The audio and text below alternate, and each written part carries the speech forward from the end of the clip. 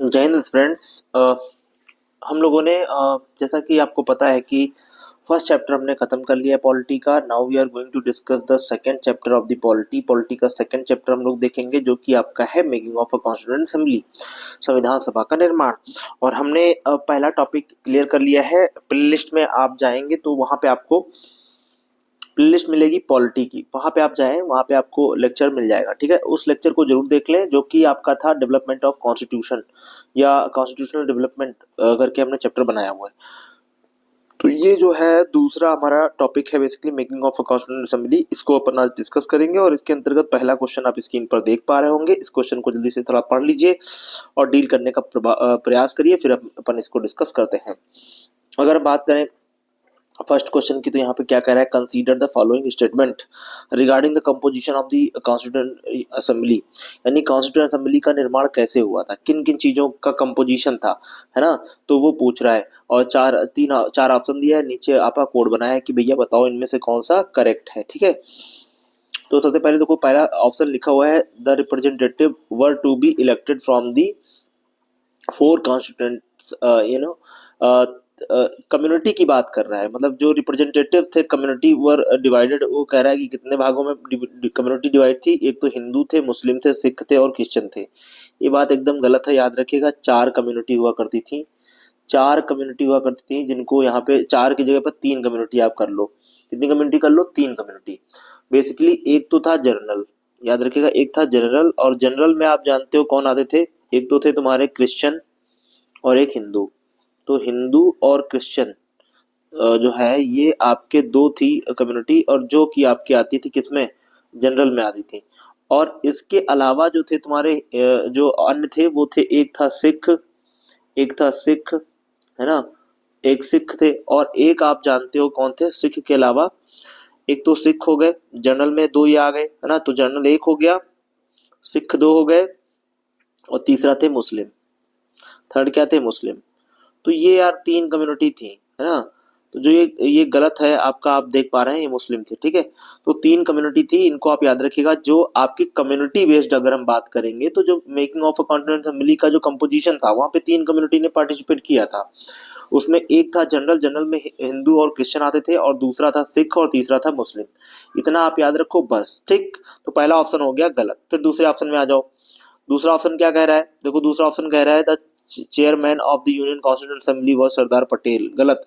Chairman of the you know constitution, जो constitution committee है, union constitution amendment, संघ समिति का अध्यक्ष जेएल नेहरू को बनाया गया था। किसको?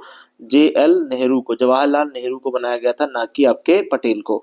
तो ये भी ऑप्शन गलत हो गया। फिर तीसरा देखो, total strength of the constituent assembly 389। गलत। 389 बिल्कुल सही है। ठीक है, 389 ही थी टोटल स्ट्रेंथ 389 थी। बट इलेक्शन हुआ था 200 जो है 92 पे। चार ब्रिटिश कमीशन ये हटा दो, और तो 292 पे इलेक्शन हुए थे। ठीक है, तो वो हम आगे भी आपको समझा देंगे। बाकी अभी यहाँ पे देख लो, एक तो ऑप्शन हो गया सही, यानी तीसरा अभी तक सही है, बाकी सब गलत है। ये बात याद रखिएगा, ओनली तीसरा अभी तक सही है, बाकी सारे क्वेश्चन गलत हैं, सारे ऑप्शन गलत हैं। ये बात याद रखिएगा। अब हम देखते हैं लास्ट वाला, कह रहा है drafting committee under the chairmanship of B R Ambedkar consisted of the 8 members.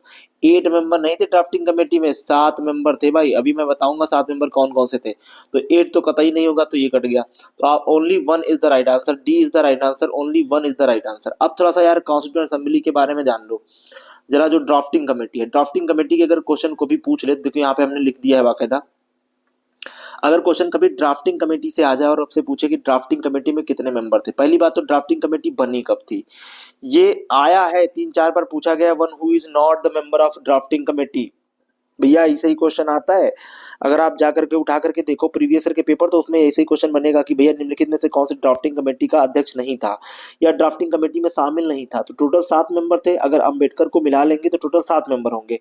Drafting committee का चीफ अम्बेडकर को बनाया जाता है, और ये वही ड्राफ्टिंग कमेटी है जिसने संविधान का प्रारूप, मतलब जो एक प्रकार से ड्राफ्ट किया था संविधान को, वो है आपकी ड्राफ्टिंग कमेटी। और अगर बात करें अगस्त 29 1947 की, तो अगस्त 29 1947 की इस समय जो है ये जो आपकी कमेटी है बेसिकली बन करके तैयार हुई थी, ड्राफ्टिंग कमेटी। और इसका चीफ बनाया गया था, आप जानते हो, डॉक्टर भीमराव अंबेडकर को।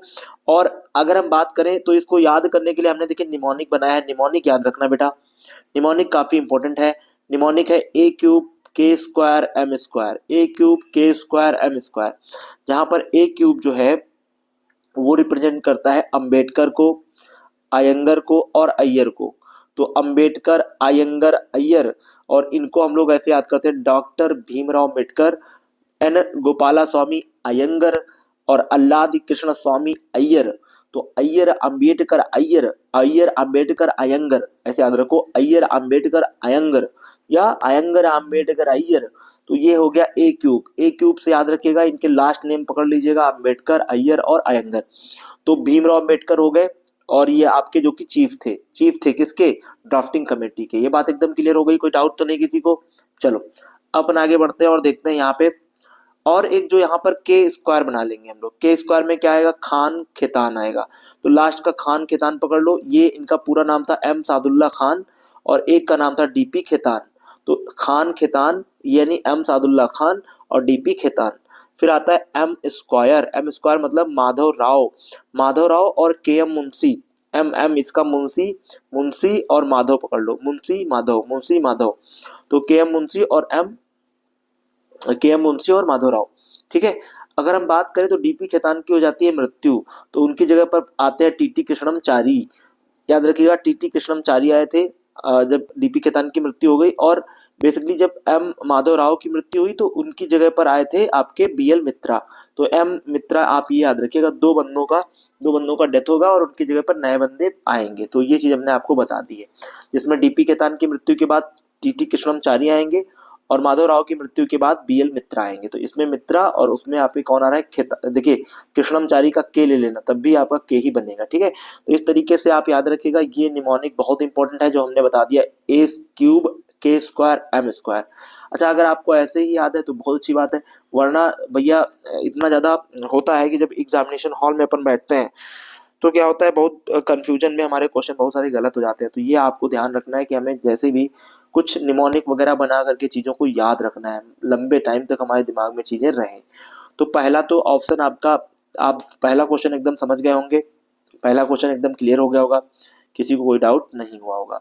अब हम आगे बढ़ते हैं, क्वेश्चन नंबर 2 लेते हैं। देखिए जो क्वेश्चन नंबर 2 है वो क्या कह रहा है, उसको एक बार पढ़ लो। Which of the following provisions of the constitution, है ना, वॉज वर गिवन, है ना, क्या गिवन इमीडिएट जो है आपका इफेक्ट ऑन 26 नवंबर 1949। जैसा कि आपको पता है, जो हमारा संविधान था, संविधान में हमारा संविधान बन करके तैयार कब हो जाता है, 26, पता है ना, 26 नवंबर, याद रखिएगा 26 नवंबर 1949 को। ठीक है, ये हमारा संविधान बन के तैयार हो जाता है, लेकिन इसको इम्प्लीमेंट कब किया जाता है आपको पता है, जो है 26 जनवरी 26 ऑफ जैन 1950 को। तो ये क्वेश्चन पूछ रहा है कि भैया ये जो संविधान हमारा है ना, जो हमारा कॉन्स्टिट्यूशन है, तो वो कह रहा है कि जो संविधान है बेसिकली 1950, है ना, तो जो ये संविधान हमारा है, तो ये बेसिकली जब 26 नवंबर 1949 को इनमें से क्या लागू हो गया था संविधान में और क्या लागू नहीं हुआ था, कौन जो है आपका 1950 में लागू हुआ था, अभी मैं बता रहा हूँ, पहले 1949 में कौन सी चीजें लागू हो गई थी, इसको हम लोग समझ लेते हैं। तो देखो, सिटीजनशिप आपकी आ गई थी 1949 में, और सिटीजनशिप के अलावा जो आपका इलेक्शन कमीशन है ये भी आ गया था 1949 में, लेकिन जो इमरजेंसी है फेडरल सिस्टम है ये आपका आया था 1950 में। तो याद रखिएगा 19 जो है, ये दोनों जो आपके हैं सिटीजनशिप इलेक्शन, ये 26 नवंबर 1949 में आ गए थे। याद रखिएगा, सबसे इंपॉर्टेंट चीज ये है, इसमें आपको मैं कुछ चीजें समझाना चाहूंगा। थोड़ा सा हम लोग आगे बढ़ जाते हैं और यहाँ पे चीजें, चूंकि यहाँ पे फिगर आउट करते हैं थोड़ी चीजों को, यहाँ पे फिगर आउट करते हैं। तो देखिएगा, जब पहली बात तो आपको मैंने बताया, 2 डेटें हमने आपको बताई, एक हमने बताई 26 जनवरी 1950, एक 26 नवंबर 1949, 2 डेट्स हैं। तो इधर आपका मैंने कहा, एक तो आर्टिकल जो हमारा होता है बेसिकली आर्टिकल 324, जिसमें हमारा आप जानते हो इलेक्शन कमीशन की बात की गई है। तो इलेक्शन कमीशन को पहले ही सबसे पहले लागू कर दिया जाता है, चूंकि इलेक्शन वगैरह करवाने थे, है ना। तो आप जानते हो, और फिर जो सिटीजनशिप है, सिटीजनशिप जिसको आप लोग पढ़ते हो, बेसिकली आपके संविधान के जो आर्टिकल्स है, संविधान के जो आर्टिकल्स हैं सिटीजनशिप की अगर बात करें, तो article 5, article 6, article 7, article 8, article 9 और आर्टिकल 10 वगैरह होते हैं। लेकिन ये जो आर्टिकल थे सबसे पहले ये वाले आर्टिकल लागू हो गए थे, यानी ये कब लागू हो गए थे, 1949 में ही लागू हो गए थे। ये बात आपको याद रखनी है। इमीडिएट रूप से इनको इफेक्टिव कर दिया गया था। और जो 26 जनवरी 1950 है, यहाँ पर इमरजेंसी वगैरह को ला करके इंट्रोड्यूस किया गया था। और इमरजेंसी के साथ साथ यहाँ पे प्रोविजंस किए गए थे फेडरल सिस्टम के, जो फेडरल सिस्टम है उसको ला करके जो है इंट्रोड्यूस कर दिया गया था। तो यहाँ तक आप देख पा रहे हैं जो हमारा पॉइंट्स हैं, जो मेन पॉइंट्स हैं वो हमें समझ में आ गए होंगे। ठीक है, तो आई होप ये पॉइंट्स क्लियर हैं, कोई डाउट तो नहीं किसी को। चलो अपन आगे बढ़ते हैं और नेक्स्ट पॉइंट को यहाँ पर विजुलाइज करना चालू करेंगे। तो इस क्वेश्चन में आप देख लिए क्या आंसर हो गया। आंसर हो गया आपका, राइट आंसर हो गया, बोलो भाई, 1 and 3। तो D is the right answer, 1 and 3 only here is the right answer. तो 1 and 3 क्या हो गए, राइट आंसर हो गए। अब क्वेश्चन नंबर 3 को यहाँ पे डिस्कस करते हैं। What is the procedure followed by the adoption of the constitution assembly या कॉन्स्टिट्यूशन। कौन सा इनमें से जो है प्रोसीजर अपनाया गया था कॉन्स्टिट्यूशन को अडॉप्ट करने का। तो आप जानते हो कि जो कॉन्स्टिट्यूशन है बेसिकली ये जब चुनाव हुए थे, और इसमें आप देखेंगे जो प्रेसिडेंट है, यहाँ पे आप देखें, it was adopted when it received signature of the president and member of the constituent assembly.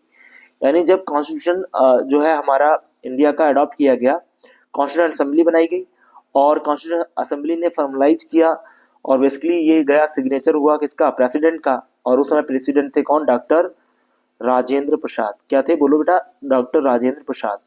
तो डॉक्टर राजेंद्र प्रसाद ने इस पे साइन किए, और बेसिकली हमारा आप जानते हैं 26 ऑफ नवंबर 1949 में हमारा संविधान बनके क्या हो गया, तैयार हो गया।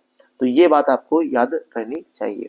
तो नवंबर 26 और 1949 में संविधान बनके तैयार होता है, और ये अडॉप्ट किया जाता है सिग्नेचर बाय द प्रेसिडेंट। और आपको पता है कॉन्स्टिट्यूंट असेंबली में क्या हुए थे, चुनाव हुए थे। अब एक कॉन्स्टिट्यूशन में जो चुनाव हुए थे, इनको अगर हमें समझना हो तो हम कैसे समझेंगे, जरा इसके लिए हम थोड़ा सा पॉइंट्स कुछ बता रहे हैं, जरा समझना। ये बहुत इंपॉर्टेंट चीजें हम बता रहे हैं, ये कहीं आपको इतना इंपॉर्टेंट चीजें हैं कि आप इसको अच्छे से अगर याद कर लेते हैं तो आप अच्छे से क्वेश्चन ले जाएंगे। देखिए बात यह है कि जो making of a constituent assembly है, ठीक है, तो making of a constituent assembly की अगर बात करें, मेकिंग ऑफ कॉन्स्टिट्यूंट असेंबली है ना, ये ऐसे हमने कॉन्स्टिट्यूंट लिख दिया है, असेंबली को ऐसे कर दिया। ठीक है, तो making of a constituent assembly का जो कॉन्सेप्ट था, सबसे पहले जो कॉन्स्टिट्यूशन असेंबली बनाने का जो कॉन्सेप्ट था 1949 में आया था। याद रखिएगा ये आया था 1939, सॉरी एक मिनट रुक जाओ, जरा सा इसको रब कर दें। 19 ये जो कॉन्सेप्ट आया था वो आया था 19, एक्चुअली में ना है क्या कि थोड़ा सा ये पेन हमारा वर्क कम कर रहा है, कोई बात नहीं, हम अभी आ रहे हैं अपने टॉपिक पे। हाँ, तो ये आपका बेसिकली कब चालू हुआ था, लिख लीजिएगा। Making of a constituent assembly का जो कॉन्सेप्ट दिया था वो 1934 में दिया गया था। 19, चलो यहाँ पे हम लिख दे रहे हैं, 1934 में दिया गया था। और ये किसने दिया था, M.N. रॉय ने दिया था। M.N. रॉय, याद रखिएगा, जो M.N. रॉय सर थे, इन्होंने सबसे, मानवेंद्र नाथ रॉय इनका नाम था, ये बहुत बड़े कम्युनिस्ट थे, और इन्होंने सबसे पहले जो है कॉन्सेप्ट दिया था कि कोई संविधान सभा जैसा कुछ कॉन्सेप्ट आना चाहिए। और याद रखिएगा सबसे पहले फर्स्ट जो है ऑफिशियल डिमांड रखी थी making of a constituent assembly की इंडियन नेशनल कांग्रेस ने। तो आईएनसी ने सबसे पहले ऑफिशियल जो है, ऑफिशियल अगर क्वेश्चन पूछ ले कि ऑफिशियल डिमांड किसने रखी थी आईएनसी बनाने की, तो याद रखिएगा इसकी ऑफिशियल डिमांड रखी थी आपके आईएनसी बोले तो इंडियन नेशनल कांग्रेस ने। ये कब रखी थी, 1935 में रखी थी, ये बात आप याद रखिएगा। ठीक, यहाँ तक बात क्लियर हो गई। अब हम आते हैं, जैसे आपको पता होगा कि जो संविधान सभा है इसका निर्माण नवंबर 1946 में हुआ, और पहली बैठक नवंबर 1946 में हुई।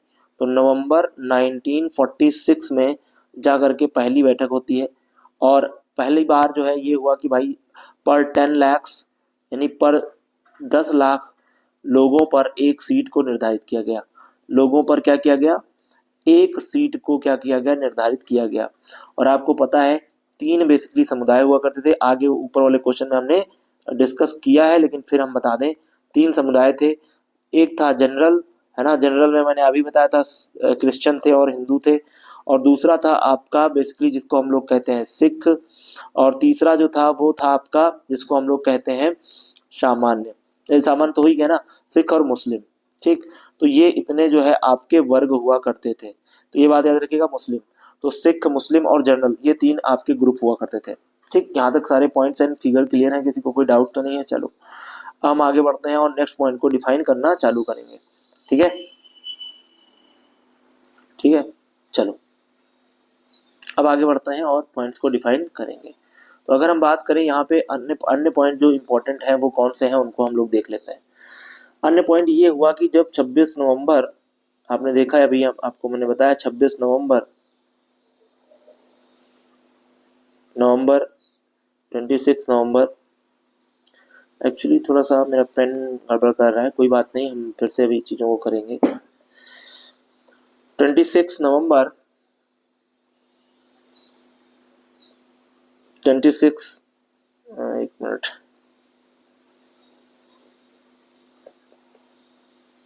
26 नवंबर, ठीक है, 26 नवंबर 1946, ठीक है, ये बात नोट कर लो। 26 नवंबर 1946 में टोटल जो मेंबर थे, ये अगर क्वेश्चन पूछ लेता है टोटल मेंबर कितने थे, ये क्वेश्चन आता है टोटल मेंबर कितने थे, 389 थे, है ना, इतने मेंबर्स खड़े हो रहे थे, जिसमें 296 याद रखिएगा जो थे वो सीट्स थी बेसिकली क्या, British east India company, British east India में। ठीक है, और इसमें से 93 सीटें क्या थी, हमने आपको बताई थी 93 सीटें क्या थी, देसी राजा रजवाड़े वगैरह हुआ करते थे, देसी रियासतें थी। ठीक है, और आप देखेंगे इनमें से 296 लोग, मतलब चुनाव होगा 296 पे, लेकिन टोटली 292 मेंबर बनते हैं, यानी 4 इसमें 96 जो थे, 296 इनमें से 4 जो ब्रिटिश कमिश्नरीज थी, वो कुर्ग वगैरह और वो सब बाहर हो गई थी। और ये जो चुनाव हुए थे ये कैसे हुए थे, एकल संक्रमणीय पद्धति द्वारा। याद रखिएगा, एकल, सिंगल ट्रांसफरेबल सिस्टम, इसको कहते हैं एकल संक्रमणीय पद्धति, यानी सिंगल ट्रांसफरेबल वोट सिस्टम। समानुपातिक जो प्रतिनिधित्व प्रणाली थी उसको यहाँ पर लागू किया गया था। तो यहाँ तक सारे पॉइंट्स एंड फिगर्स एकदम क्लियर हो गए होंगे, आई होप। ठीक है, यहाँ तक कोई दिक्कत किसी को नहीं होगी। जब चुनाव हुए तो रिजल्ट आया जुलाई में, अगस्त और जुलाई में क्या हुआ, रिजल्ट आया। तो अगस्त में हम देखते हैं और जुलाई में क्या हुए, रिजल्ट आए। और जब रिजल्ट आया ना भाई 1946 में, तो हुआ ये कि 3 पार्टियां मेन निकल करके आई। एक तो आईएनसी निकल करके आई जिसने कितनी सीटें जीती थी, और टोटल 296 पर इलेक्शन हुए थे, याद रखना। और प्रत्येक 10 लाख पे एक सीट हुआ करती थी, 10 लाख जनसंख्या पे एक सीट, ये बात याद रखिएगा। और वोट सिस्टम कैसा था, डायरेक्ट वोट सिस्टम था, डायरेक्ट था, इनडायरेक्ट नहीं था, डायरेक्ट प्रत्यक्ष जो है आपका इलेक्शन हुए थे, डायरेक्ट इलेक्शन हुए थे। जैसे आज देखते हो आप लोग, जब प्रधानी की इलेक्शन होते हैं ना, उसमें आप सीधे जाकर के वोट डालते हो, जिसमें आप सीधा वोट डालते हो, प्रतिनिधि को चुनते हो, वो डायरेक्ट इलेक्शन सिस्टम होता है, डायरेक्ट सिस्टम होता है। तो इसमें क्या हुआ, जब सीटें हुई तो 296 पे इलेक्शन हुए, उसमें एक तो आईएनसी ने 208 सीटें जीती थी, और एक था मुस्लिम लीग ने जो है 73 सीटें जीती थी। और एक जो अन्य लोग थे, अन्य अदर में जो ढेर सारी पार्टियां थी, उनमें 15 सीटें आई थी। तो ये रेशियो कहीं ना कहीं निकल करके आता है। यहाँ तक कोई डाउट है, कुछ पूछना है तो बताइएगा, फिर अपन आगे बढ़ेंगे, अगला क्वेश्चन को हम लोग डिफाइन करेंगे। देखिए हमने सारे पॉइंट्स एंड फिगर्स यहाँ पे डिफाइन कर दिए हैं। थोड़ा सा पेन गड़बड़ कर रहा है, इसको नया लेना है मेरे को, कोई बात नहीं, अभी हम लोग पास थोड़ा सा दिक्कत है, हम आगे उसको परचेज कर लेंगे तो नया पेन हो जाएगा, तो तेजी से चलेगा। अभी थोड़ा सा आप लोगों को कठिनाई हो रही होगी चीजें समझने में, क्योंकि लिखने में प्रॉब्लम हो रही। बाकी मैंने तो इस पे बहुत वर्क किया है, बहुत अच्छे से मैं आपको पढ़ाना चाह रहा हूँ। थोड़ा सा बस दिक्कत जो मैंने आपको बताई है वही दिक्कत है, परेशान नहीं होना, ठीक है। क्वेश्चन नंबर 4 देखते हैं। Who among the following was the chairman of the state, है ना, committee of the constituent assembly. तो इसमें क्वेश्चन ये पूछ रहा है कि किसे जो है बेसिकली चेयरमैन बनाया गया था state committee of the constituent assembly. तो state committee of the constituent assembly का जो अध्यक्ष बनाया गया था, नोट कर लीजिएगा, इसमें आपको बनाए गए थे जवाहरलाल नेहरू को। अभी मैं कमेटीज का एक बना दूंगा, अभी अलग से बना दूंगा कौन सी कमेटी थी संविधान में और कौन उसका अध्यक्ष था, उसको मैं अलग से बना दूंगा, टेंशन वाली कोई बात नहीं है। 5 नंबर देखो, क्वेश्चन कह रहा है the constitution of India framed the constituent assembly was adopted and enacted on। तो अभी ये कितनी बार मैं चिल्ला चिल्ला के बोला हूँ कि 26 नवंबर 1949 को हमारा संविधान बन के तैयार हो गया, और ये फाइनली हमारा क्या हुआ था, जो हमारी कॉन्स्टिट्यूंट असेंबली थी वहां पे इसको हम लोग इसीलिए जो है 26 नवंबर को सेलिब्रेट करते हैं कॉन्स्टिट्यूशन डे के रूप में। तो 26 नवंबर को क्या मनाते हैं, कॉन्स्टिट्यूशन डे, याद रखिएगा, कॉन्स्टिट्यूशन डे के रूप में हम लोग मनाते हैं। तो 26 नवंबर को हम लोग कॉन्स्टिट्यूशन डे के रूप में मनाते हैं, ये पॉइंट याद रखिएगा, ठीक है। चलो अब आगे बढ़ते हैं, अगला क्वेश्चन को हम लोग डील करते हैं। आई होप यार ये सारे पॉइंट्स आपको क्लियर हो रहे होंगे बेटा। अगर चीजें समझ में आ रही हैं और अगर आप वीडियो देख रहे हो यार, तुमको समझ में आता है तो उसको लाइक कर दो, उसमें लाइक करने में आपका कुछ जाता नहीं है बेसिकली, ठीक है। आपका क्या ही जाएगा यार, कर दोगे तो मुझे मोटिवेशन मिलेगा, मैं और ज्यादा अच्छे से प्रिपेयर करूंगा। क्योंकि दरअसल में होता है ना, जब व्यू वगैरह नहीं आते तो लगता है यार क्या ही मतलब, किसके लिए मेहनत कर रहे हैं हम, कोई मतलब तो है नहीं, है ना। ऐसा भी नहीं कि हमारा कोई चैनल बहुत ज्यादा ग्रोथ कर गया है और हम बहुत उससे पैसा कमा ले रहे हैं, है ना। ये सब तो है नहीं, बस आप ही लोगों के लिए है कि आप लोग उसको थोड़ा सा अगर देखेंगे। और देखिए मैं जो चीजें बता रहा हूँ ना यार, अच्छे से अगर फॉलो कर लोगे तो क्वेश्चन आपको सीधे सीधे एग्जाम में मिलेंगे और आप वहां पे डील करके आओगे, ऐसे नहीं आप चले आओगे, ये भी याद रखिएगा, ठीक है। तो ये जो क्वेश्चन है बेसिकली पूछा गया है कि which one of the committee जो है इसमें से कॉन्स्टिट्यूंट असेंबली में जो थी उसको चेयर किया था किसने, जेबी कृपलानी ने। तो जेबी कृपलानी सर ने निम्नलिखित में से कौन सी जो है आपकी कमेटी को जो है क्या किया था कॉन्स्टिट्यूंट असेंबली में, उसको डीलअप किया था या उसके चीफ बने थे। तो आप देखेंगे जो advisory of committee on the fundamental rights है ना, उसमें अगर हम देखें तो माइनॉरिटीज और ट्राइबल को एक्सक्लूड एरियाज सेवरल जो है सब कमेटी बनाई गई थी। और उसमें जो सब कमेटी थी बेसिकली फंडामेंटल राइट्स के अंतर्गत, जिसको अपन कहते हैं कि जो बहुत सारी कमेटी थी, तो उसी में जो है जेबी कृपलानी को क्या किया गया था, जो है चीफ बनाया गया था। तो फंडामेंटल राइट्स के अंतर्गत अगर हम देखें तो सबसे इंपॉर्टेंट, देखिए बहुत सारी कमेटियां, इतनी सारी कमेटियां थी, उन सब कमेटियों के चीफ बनते थे, तो कोई ना कोई चीफ बनता था। तो यहाँ पे जो क्वेश्चन पूछा गया है वो है कॉन्स्टिट्यूंट असेंबली में जो बेसिकली जेबी कृपलानी है वो किस कमेटी को क्या कर रहे थे, चेयर कर रहे थे। तो अगर हम जेबी कृपलानी की बात करें तो याद रखिएगा जेबी कृपलानी सर ने जो लीड किया था, इनमें से किस कमेटी को लीड किया है, लिख लो, मौलिक जो अधिकार है ना, फंडामेंटल राइट्स।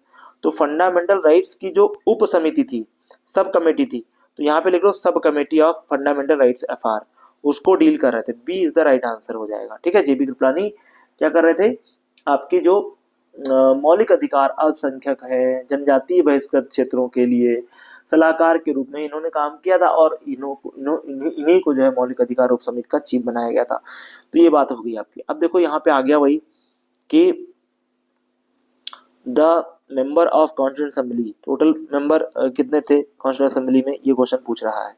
तो जरा इस क्वेश्चन को अपना अच्छे से देखो जरा। The member of the constituent assembly, आप जानते हैं इसके जो मेंबर है कैसे आते थे, तो ये elected by the legislature various provinces nominated by the rulers of the princely states. तो आप जानते हैं जब संविधान सभा के चुनाव हुए थे तो उनमें क्या था कि पार्सली इलेक्ट किए गए थे लोगों, 10 लाख लोगों पर एक सीट हुआ करती थी, मैंने पूरा बताया है। Member from the British Indian provinces से आते थे, elected by the provincial legislative assemblies, while the representatives जो है princely states were nominated by the respective of the rulers. यानी जो प्रिंसली स्टेट थे वहां पे सीधे सीधे चूज कर लिया था, रूलर को सीधे सीधे किया जाता था, और मतलब नॉमिनेट किया जाता था। जैसे कि आज की डेट में नॉमिनेशन का प्रावधान है, 12 मेंबर को नॉमिनेट करता है जो तुम्हारा राष्ट्रपति होता है, और स्टेट में आपका जो गवर्नर होता है 6 मेंबर को करता है ऑन द बिहाफ ऑफ, अगर वो कोई समाज सेवी है या फिर कोई ह्यूमैनिटीज से भरा वर्क किया है, फिर कोई कला के क्षेत्र में है या कोई स्पोर्ट के क्षेत्र में है, तो उनको नॉमिनेट कर लेते हैं। तो यही कॉन्सेप्ट यहाँ पर आपके elected by the legislative various provinces nominated by the rulers of the princely states, जो प्रिंसली स्टेट्स के रूलर्स थे जो लोग नॉमिनेट करते थे उनकी बात कर रहा है। अब क्वेश्चन नंबर 8 को एक बार विजुलाइज कर लो बेटा, क्वेश्चन नंबर 8 को एक बार विजुलाइज कर लो। क्वेश्चन नंबर 8 क्या कह रहा है, देखो जरा सा।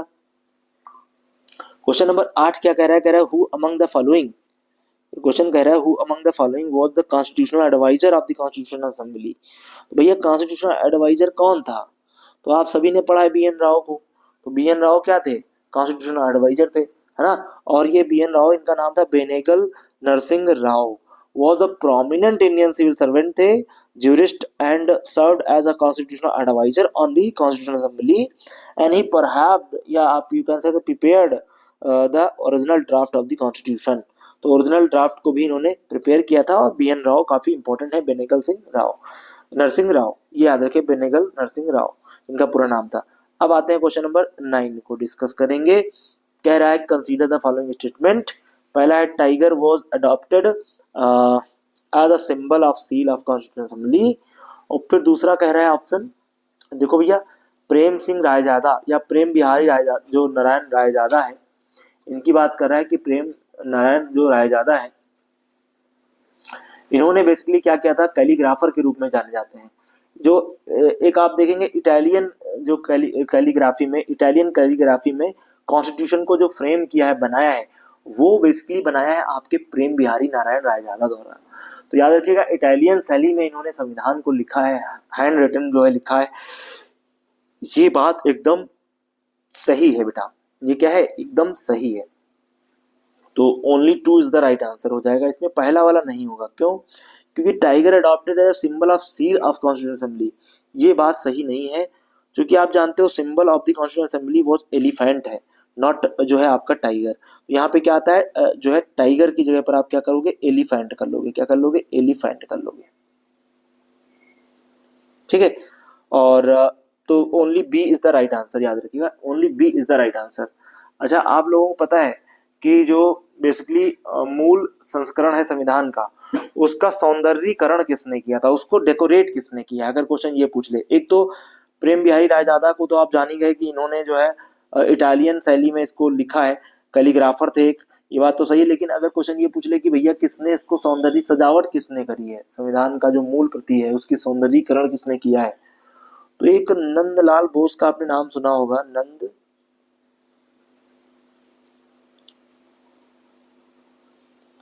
नंदलाल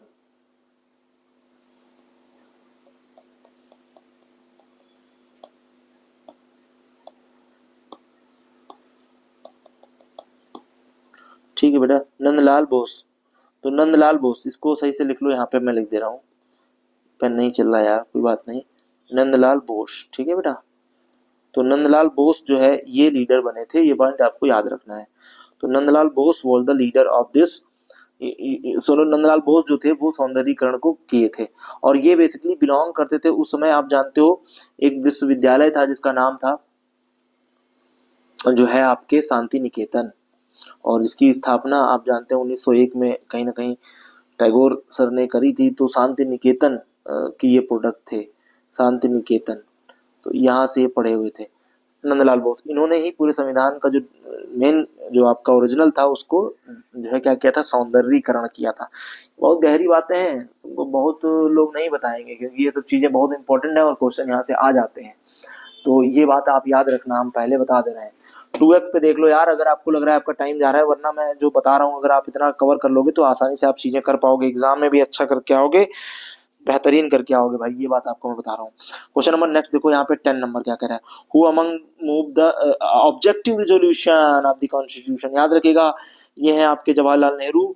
अब हम एक अलग से एक जो है इसमें आपको चीजें समझाएंगे कि जो बेसिकली हमारा कॉन्स्टिट्यूशन है, याद रखिएगा जो हमारा कॉन्स्टिट्यूशन है इसमें जो ऑब्जेक्टिव रिजोल्यूशन का कॉन्सेप्ट है ये कौन लेकर के आता है, और ऑब्जेक्टिव रिजोल्यूशन बेसिकली होते क्या है, इन सब चीजों को हम लोग यहाँ पर